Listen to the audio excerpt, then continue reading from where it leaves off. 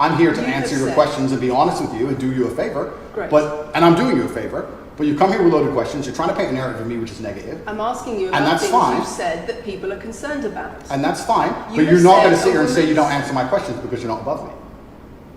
This is also not supposed to be a third degree. It's supposed to be a conversation. Absolutely. Well, it would help if you answered the question. I've answered every question so far. Let me ask you another question. Sure. You have said that a woman's intimate parts belong to her male partner, and if she goes on OnlyFans, he is entitled to a cut of her income. You are extremely. It's actually very confusing. I guess if you're a Tate dick suck, I guess it looks good from him.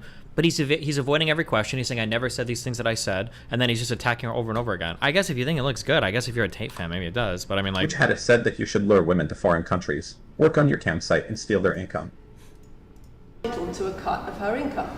You are extremely. It's actually very confusing to me why you're going to sit here. Or I guess maybe if you've never actually seen any of these videos before and you think she's just making everything up, like.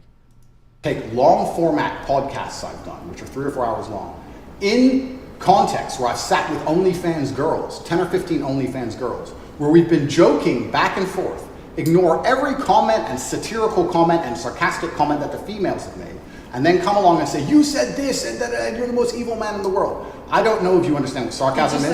I don't know if you understand what sarcasm is. I don't know if you understand what context is. I don't know if you understand what satirical comments are. So you're saying it was sarcastic? I'm saying it was a very interesting talk show. And for you to sit here and say that that is my true core beliefs and that makes me a bad person is disingenuous. Is it? Of course not. Was it sarcasm? Absolutely. You should watch the show. You were being sarcastic when you said... Let me just clarify. You should watch the show. Let me clarify for the audience. You were being sarcastic when you said a woman's intimate parts belong to her man. She's going against the approach you usually attack these people with. She's needlessly aggressive for no reason. I mean, she's coming off like I would expect any reporter or any interviewer to come off at, especially the BBC. Like, they're pretty tough interviews. Like, there's a reason why you saw Tate get spanked up and down the studio by Piers Morgan. The BBC does fairly tough interviews. Who was that one guy that Ben Shapiro made the mistake of talking to? I think even Ben Shapiro recognizes that he hard when he did that interview. The BBC are tough interviewers. These are not. If you're going to give an interview to the BBC, you need to be prepared, and they're going to. I don't know if Piers Morgan is the BBC, sorry, but I was just saying for another interview that Tate did. Yeah, I mean, you need to be ready for it. It's going to be a tough interview. Like, Tate is facing very, very, very, very, very serious charges. The idea that she's going to come here and ask him, like, oh, like, tell me about Hustlers University. Like, I mean, maybe if you have no media savviness, I mean, I don't know, maybe Tate hasn't been on the internet that long. Maybe I'm giving him a little bit too much credit. But yeah, I would expect that an interview with a lady like this is going to be a really tough interview. Not though. Why do you keep saying this? Is one of the charges he's facing. Unless I'm wrong on that. Why do you keep saying this? Why do they keep calling him a? I don't know if she's called him a. Has she? I think she said multiple times he's facing a charge of. Isn't that one of the charges he's potentially facing? Isn't that one of the accusations that have been made against him? Are you just a giant Tate fan and you don't believe it? Or it's fine if you don't believe it, but I mean, I'm pretty sure that was part of the things that were filed for why he's being held. But I mean, yeah, that's true too. If Andrew Tate gets trumped in a debate with Hassan, he's probably just not one for a confrontation. Start of the interview was good. It turned bad when she kept repeating quotes taken out of context. I'm sorry. I don't know what to say to you guys. Again, I need to find a different way to combat this because I sound condescending when I say this. That whoever donated, you're 20 years old. I don't know what else to say. Like, if I'm going into an interview and somebody's going to have like quotes and shit from me, his podcast is and somebody has quotes and shit from me, you can't just scream out of context, out of context, out of context, out of context, out of context. Like, maybe to like a 19, 18-year-old, maybe that sounds good, but you're going to need to be able to explain that. If you're accepting the interview, you have to be ready for that. I don't know how you think you can just say, oh, that's out of context, and moonwalk your way through the interview. I'm not even trying to argue with you. I'm just giving you advice for life. That shit will never fly.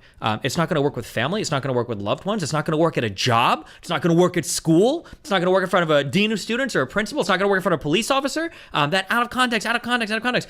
You then explain the context. You need to be able to explain it. Like, oh, when I said this, it was on a show where we were talking about this. I understand it sounds bombastic. I make a lot of crazy statements like that sometimes, but I think it's pretty clear when I'm being serious and when I'm not being serious, and that was clearly a joke. That would be like an explanation or whatever you could have. You can't just say no context and think you come out looking good there. Maybe to you think you look good, and if you're a dick suck of the guy talking, you might think he looks good, but to every other person, you look insane. You look crazy. Because people have heard these clips over and over and over again. And by the way, the sad thing is that I'll give Tate a more fair shot than any of you ever give somebody on the left, or any of the people on the left will give Tate, because I have listened to the full video. So I know when Tate says things about like a man owns a woman's genitals, what Tate is really saying is that if his woman is going to go out and work something like OnlyFans, then as a husband who's giving up that part of his relationship, he ought to be entitled to some part of that income, the same way that a woman would be entitled to her husband's income if she was staying home to take her kids. I imagine Tate would say something like that, right? Like, I can even give you a better defense of what Tate is saying. I could defend Tate better than he's defending himself right now. So you can't even accuse me of just like, oh, you've only seen the out of context clips too. I watched the full videos. I know what he's talking about. But the to sit here and just cry out of context over and over again, it's like when Jordan Peterson fans would come to my stream and I'd say, how do you explain this? And they'd be like, oh, well, did you read his 7 books? No, and nobody else is either. Like, nobody's going to. No. You didn't believe that? No, it's not that. It's that you haven't watched the show at length, and you should have, because the woman was saying, my man's car belongs to me because he's my man. And she was on OnlyFans. And then 20 minutes later, when she said she was on OnlyFans, I said, well, you're selling your body, that belongs to him because he's your man. And okay, so like this explanation, why didn't he just give this 10 minutes earlier? Why didn't he just say this when she first brought the quote up? Like, oh, here's the explanation for it, instead of crying out of context, out of context, out of context. Why wouldn't you just start with this? Like, it's so dumb. saying, my man's car belongs to me because he's my man. And she was on OnlyFans. And then 20 minutes later, when she said...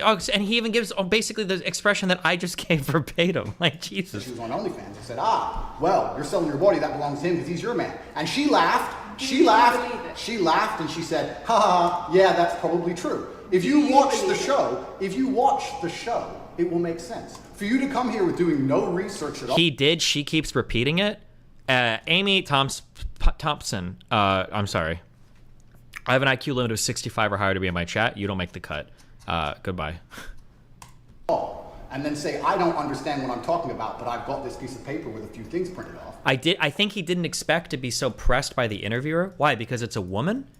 Like, what do you mean? Why would he not expect to be pressed? If it's the mainstream legacy Matrix media that are trying to destroy his character, why would he not expect to be, and he's facing incredibly serious charges potentially, why would he not expect to be pressed by the interviewer?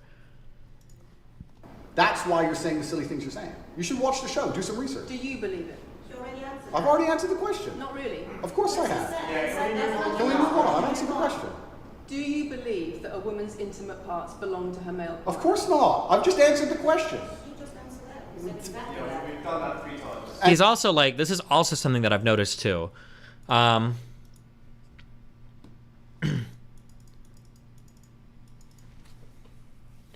There's something to be said for holding frame in difficult scenarios. There's nothing to be said for holding frame when you're not being tested. I notice that a lot of these red pill guys will talk about how important it is to hold frame, hold frame, hold frame, but the only time they hold frame is when nobody's pushing against them on their own shows. But as soon as they show up and they're being tested somewhere, they crumble. Tate is a very good persona. He's very charismatic. He's very funny. He does everything well on his own show, but it feels like sometimes when he gets confronted, he falls apart. That's not holding frame. And does this woman I don't even like that expression, but for as much as these guys talk about it, like, believe that her man's car belongs to her? It's not a gendered argument. I really think that it's genuinely sad that when the BBC has a chance to finally interview me at the end of all this Matrix attack, that they don't come here with any kind of genuine openness to try and understand my influence over the world or the things I push or what I'm... Like, I don't like psychoanalyze shit like this, but they would be if it was me. Like, look at his leg shaking on the right here.